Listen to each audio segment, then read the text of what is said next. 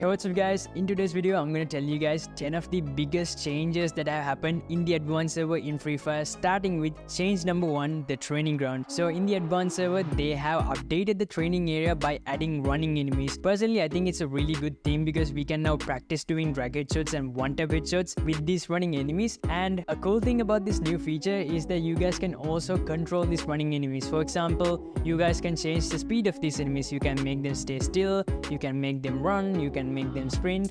And another thing is that you can also change the quantity of the enemies from 1 to 5 as well. And another thing is that you can also change the distance of these enemies. You can keep them in short range, you can keep them in mid range, and you can also keep them far away from you in long range as well. And guys, just like the other two bot statues in the game, you guys can also add in an armor to these enemies, and you guys can also change the HP amount in these enemies as well. So guys, now let's move on to the second change. Now this is actually one of the biggest changes that they have made in the advanced server, and that is changing the peak in the Bermuda map. So right now in the game, in peak, we have like 3 main houses: the broken house, the multi-window house, and the double door house. But in the advanced server, they have actually removed these 3 houses and they have added in a big house. And in this big house, there's a lot of rooms, there's a lot of space, and there also seems to be a secret room upstairs as well. And guys, outside of the big house, they have also added in 2 pools. But the problem with these 2 pools is that there seem to be no water. I don't know whether they forgot to add in the water to these 2 swimming pools.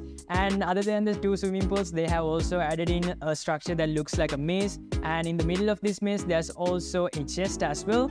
And other than the chest, another thing that they have added to the peak is this car park over here. And guys, they had also made some changes to the factory and the hangar as well. In the factory, they seem to have removed the upper floor, and in the hangar, they seem to have flattened out the floors, and they also seem to have flattened out the top of the houses. And for covers, they seem to have added this small fence-like structure as well. Now the third change that they have made is that they have added in 3 zombie boss hunt missions. And to hunt down the zombie boss, first of all, you'll have to go onto one of these 3 places. And once you go onto one of these 3 places, you'll have to follow a bird. You'll have to follow this falco bird, and this falco bird will take you to the place where the zombie boss is. And once you go onto that place, the zombie boss will appear. I think this zombie boss is called the Evil Butcher, the evil version, I think, of the normal butcher zombie. And once he appears, you guys can attack that zombie boss and eliminate him to get more loot. Now the fourth change that they have made can be a bad news for campers that like to camp on higher places. And the reason that I say this is because when you try to camp on higher places in the advanced server,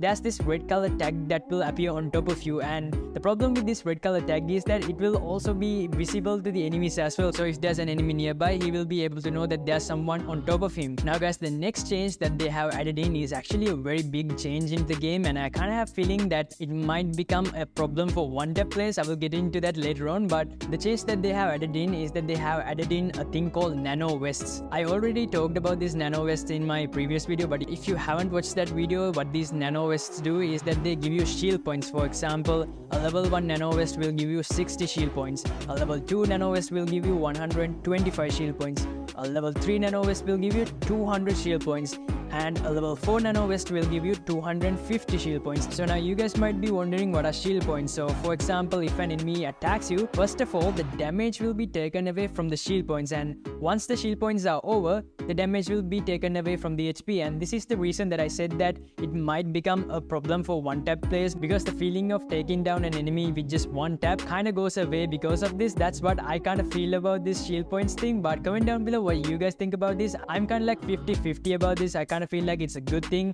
but at the same time, I kind of feel like it's not that good as well. But comment down below what your ideas are on the peak and also on this Nano West. But I almost forgot another thing about the Nano West is that it can also regenerate back its shield points. For example, if an enemy attacks you and reduces your shield points, the Nano West has the ability to regenerate back the shield points. It will slowly regenerate the shield points. But if you guys want to quickly regenerate the shield points, there's also a new item in the game called the Nano Charger. You guys can use that to quickly regenerate back the shield points. But as I said earlier, I am kind of like 50-50 about this. I kind of feel like it's a good thing, and at the same time, I feel like it's gonna be a problem, especially for one-tap players. But as I said earlier, comment down below your ideas, comment down whether you guys like it or not. Now the next change that they have added in is that they have added in this new type of arsenal. So now the arsenal that we have right now in the game, we'll need an arsenal key to open it up. But for this arsenal, we can just stand near the arsenal for some time, just like we stay near revival towers. And once we we stay there long enough, it will automatically open up. And the cool thing about this arsenal is that this arsenal has the ability to scan the area and also lets you know if there are any enemies nearby. Now guys, the 7th change that they have made is actually one of my favorite things in the advanced server, and that's the new zombie mode.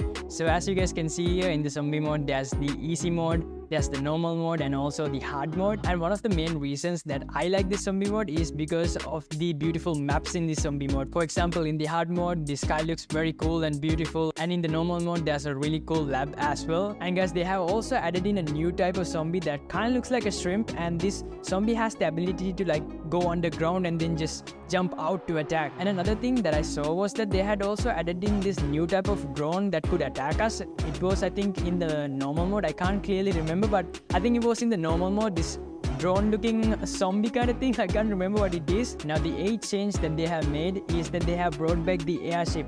Now if you're a new player to the game, you guys can go on top of the airship by using the zip line, and once you go up there, you guys can either loot the stuff from the airship or you guys can just stay over there for some time. And if you guys want to go down, you guys can go down as well. Now the 9th change that they have added into the advanced server is a new airdrop called the cyber airdrop, and this airdrop can be found in Clash Squad matches, but sadly I was not able to find this airdrop. I played several Clash Squad matches, but I was not able to find it. But what this airdrop basically is that it's kind of like the special airdrop that falls on VR rank matches, where you just need to stay there for some time for it to load. So this cyber airdrop is also kind of like that. You just need to stay near the cyber airdrop for some time, and it will just load up and give you the items in the airdrop. Now let's move on to the 10th change. So in the advanced server, they have added in 2 new characters. The first character is the Suzy character, and the second character is actually a mystery character. They haven't revealed the character's name, and they still haven't revealed what the character looks like. But if you guys want to know what these 2 characters do, and if you guys want to know the other character changes that have happened to the old characters, make sure to go and check out this video. So that's it for today's video guys. I'll see you guys later on with another video, and until then, take it easy fam. Peace.